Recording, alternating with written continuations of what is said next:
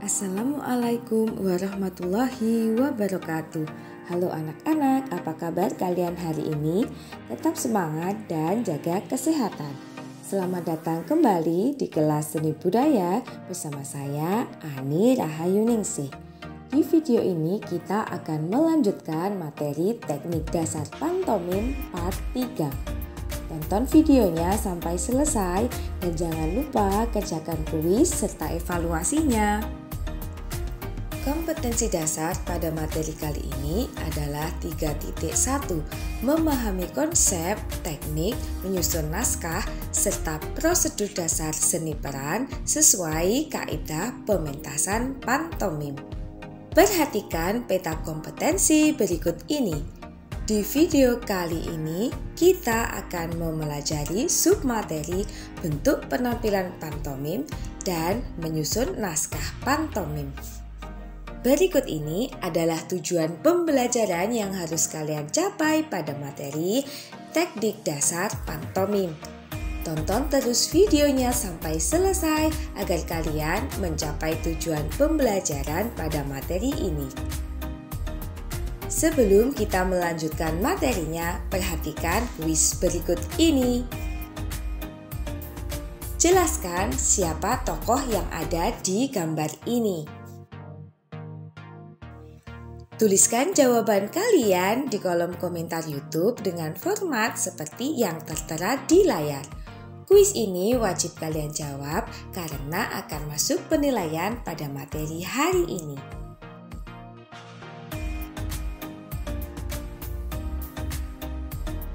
Bentuk penampilan pantomim dapat dikelompokkan sesuai dengan jumlah pemain yang tampil, yaitu pantomim tunggal, pantomim berpasangan, dan pantomim kelompok. Pantomim tunggal. Pertunjukan pantomim tunggal dimainkan oleh satu orang pemain.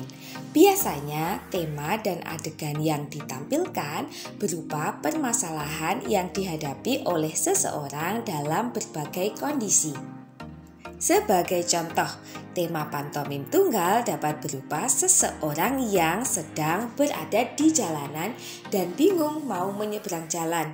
Kemudian datang rintangan seperti turun hujan dan berhembusnya angin yang sangat kencang. Pada pantomim tunggal dapat mencari tema-tema yang menarik untuk dimainkan sendiri. Pantomim berpasangan. Selain dimainkan sendiri, pantomim juga menarik kalau dimainkan oleh dua orang atau berpasangan. Tema dan adegan yang bisa ditampilkan tentunya keunikan dari dua orang yang saling merespon gerak-gerak yang lucu. Beberapa contoh adegan yang dapat dilakukan pada pantomim berpasangan seperti berikut ini. Misalkan, dua orang sedang tarik-menarik tambang, atau dua orang sedang mendorong roda pasir yang berat dengan jalan menanjak sampai mengeluarkan pasirnya. Pantomim kelompok. Pantomim juga bisa dilakukan oleh lebih dari dua orang atau secara berkelompok. Gerak-gerak pantomim secara kelompok dapat dibuat adegan seperti menirukan gerakan sekelompok bebek yang sedang digembala petani.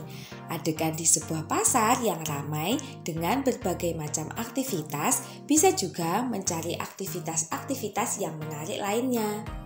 Menyusun naskah pantomim. Jika kita ingin menulis atau menyusun naskah pantomim, maka kita harus memahami dan menguasai konsep, ciri dan keunikan pantomim itu sendiri. Selain itu, peka terhadap berbagai sumber cerita pantomim juga akan sangat membantu kita dalam penulisan kreatif naskah pantomim. Konsep pantomim. Istilah pantomim berasal dari bahasa Yunani yang artinya serba isyarat.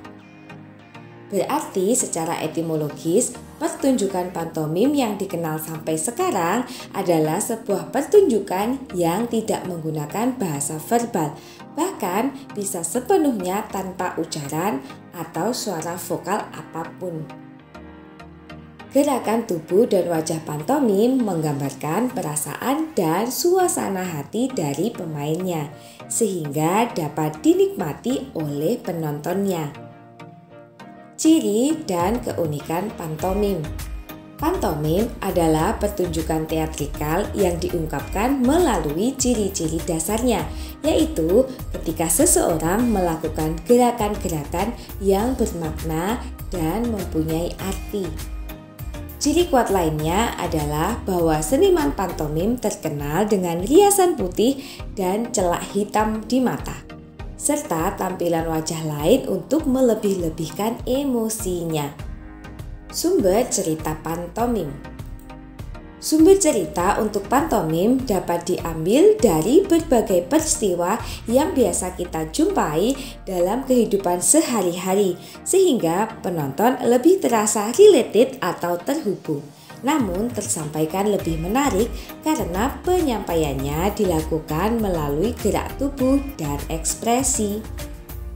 Cerita-cerita yang menarik untuk dipakai dalam pantomim pada dasarnya sama dengan alur cerita-cerita pendek yang menggambarkan adegan dan situasi yang dialami tokoh utama.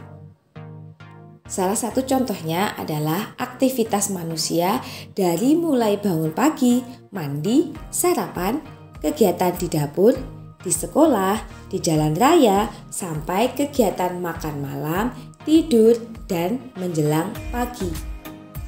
Demikian pembelajaran kita kali ini pada materi teknik dasar pantomim.